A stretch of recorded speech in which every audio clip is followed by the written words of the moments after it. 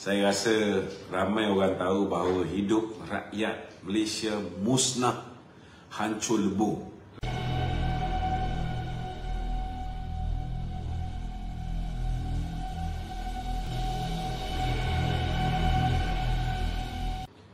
Jumlah kontraktor-kontraktor yang bankrupt, puluhan ribu. Jumlah usahawan-usahawan yang gulung tikar terpaksa tutup kedai.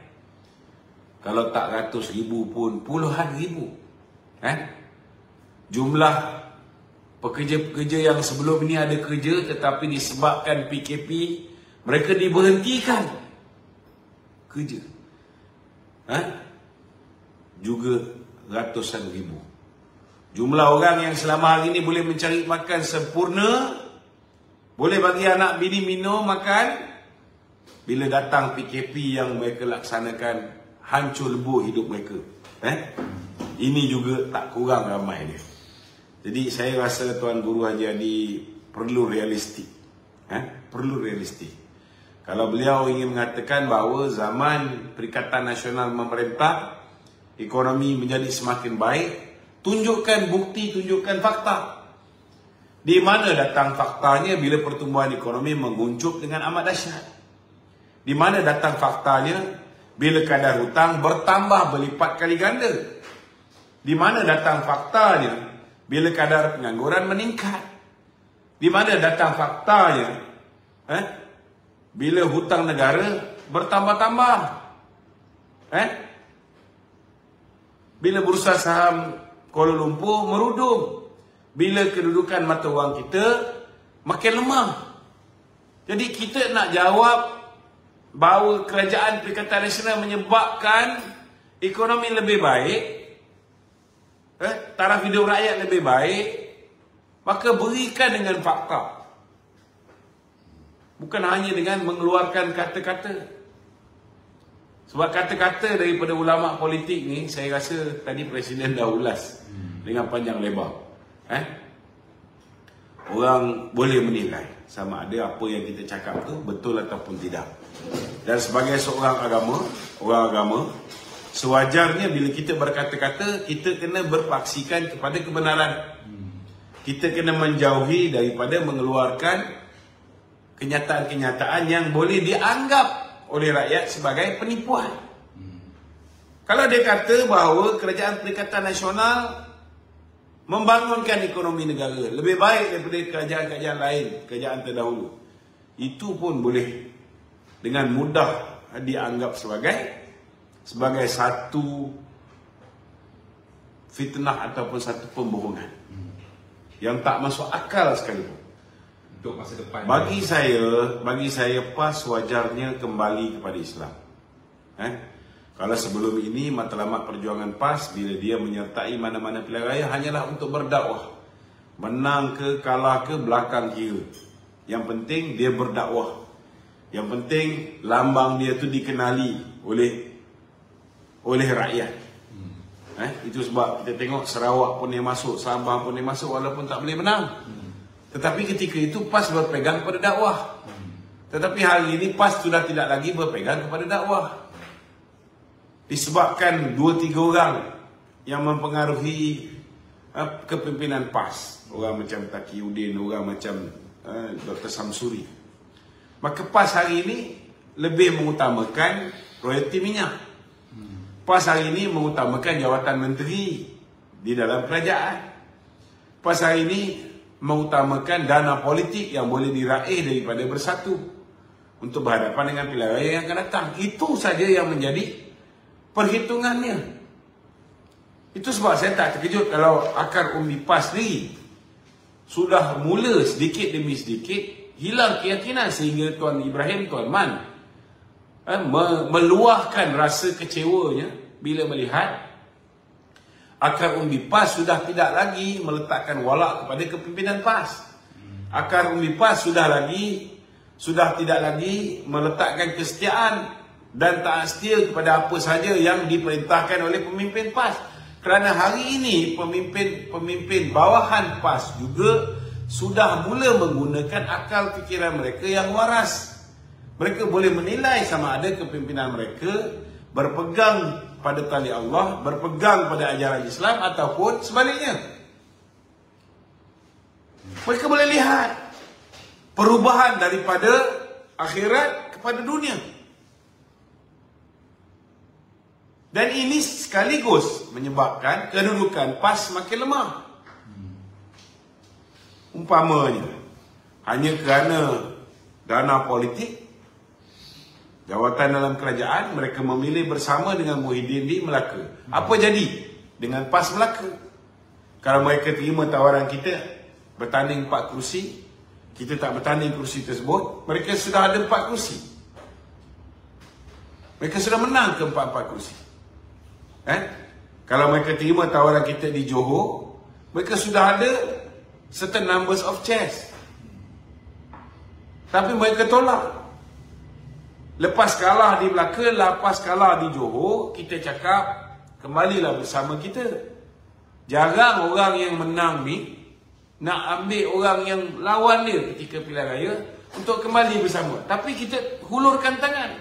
Tapi apa kenyataan yang dikeluarkan oleh Presiden PAS? Dia kata dia setia dengan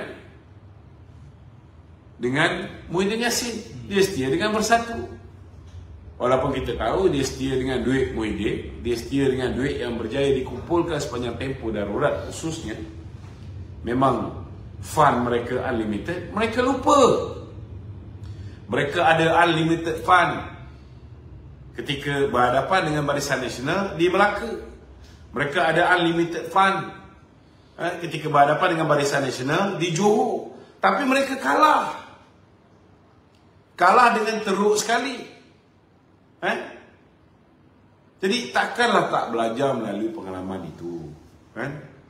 Sepatutnya hari ini mereka benar-benar insaf, tinggalkan Perikatan Nasional dan kembali bersama kita. Tapi bila kita pun nampaknya Presiden pun macam dah terguris, bila mana dah terlalu banyak kali dikecewakan. Jadi sekarang mereka cuba nak gambarkan seolah-olah macam kita yang sombong, kita yang bongkak tak nak kerjasama dengan mereka. Tiba-tiba mereka mengeluarkan kenyataan seolah-olah nak bekerjasama dengan kita pula. Bila kita dah bersetuju untuk meredai pemergian mereka bersama dengan Muhyiddin, kita dah buat persiapan untuk go solo dalam pilihan raya ke-15, baru mereka nak terkesing-kesing nak bersama dengan kita. Macam mana? Kita tak boleh ubah keputusan-keputusan yang kita dah buat akibat daripada keengganan kamu untuk bekerjasama dengan kita sebelum ni.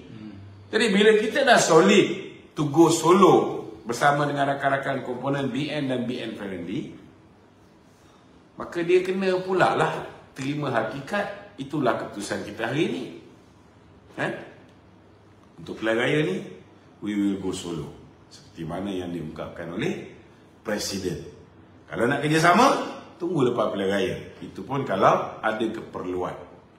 Saya yakin bila Presiden kata kalau nak kerjasama tunggu lepas pilihan raya, maknanya fokus BN hari ini ialah untuk memenangi pilihan raya secara bersendirian.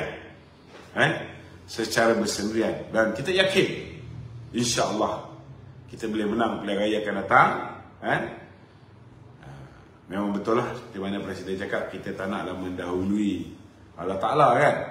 Tetapi sudah pastilah kita akan menjalankan usaha-usaha untuk memastikan kemenangan Barisan Nasional. Kalau nak dibetulkan balik PAS ni, kedudukan lain balik ni, macam mana cara keadaan tu? Ramai ahli PAS ni saya rasa ahli PAS ni ramai yang kecewa kan. Tetapi apa pun terjadi, ahli PAS perlu nombor satu sekali nak selamatkan parti PAS ni, PAS kena kembali bertanding menggunakan lambang bulan. Itu penting. PAS kena kembali bertanding menggunakan lambang bulan. Sebelum orang lupa siapa tu PAS, kembali kepada fitrah dia. Selama hari ini PAS bertanding menggunakan lambang bulan, maka bertandinglah menggunakan lambang bulan. Bertanding menggunakan lambang bulan. Itu pertama. Yang kedua, mereka ada peluang untuk membuat perubahan dalam pilihan raya parti yang lepas. Tetapi pada ketika itu mereka silap. Mereka ada sedikit silap kerana mereka tidak mengambil kesempatan tersebut. Malah lebih menyedihkan orang-orang yang pro muafakat nasional. Contohnya macam At-Takiri, orang macam Nick Abdul, orang macam siapa lagi? Beberapa orang pemimpin-pemimpin PAS yang dilihat mesra UMNO dan muafakat nasional. Mereka telah kuburkan dalam pemilihan parti mereka. Dan ini tak baiklah untuk diri mereka. Jadi apa pun mereka terpaksa tunggu dalam pemilihan parti yang akan datang. Mungkin tak sempatlah untuk mereka melakukan perubahan sebelum pilihan raya ni. Sebab pilihan raya ni mungkin mereka kena terimalah apa saja keputusan. Kalau misalnya hilang semua negeri yang mereka tawan hari ini, termasuk negeri Kelantan, mereka kena hadap lah. Mereka kena hadap. Dan hari ini dalam ucapan Presiden UMNO, beliau memberikan jaminan bahawa antara fokus utama yang akan BN tumpukan sekiranya diberi peluang untuk menawan negeri Kelantan ialah kita akan usaha sedaya upaya kita untuk menyelesaikan masalah air rakyat negeri Kelantan. Cukuplah 33 tahun kita minum teh ais walaupun kita order air suam. Kita order air suam tapi asyik dapat teh ais je di negeri Kelantan. Jadi sudah cukuplah 33 tahun rakyat Kelantan derita dengan bekalan air yang tercemar. Jadi Presiden UMNO hari ini memberikan jaminan antara fokus sekiranya Barisan Nasional berjaya menawan negeri Kelantan ialah kita nak berikan air bersih kepada rakyat negeri Kelantan. Ini fokus utama kita.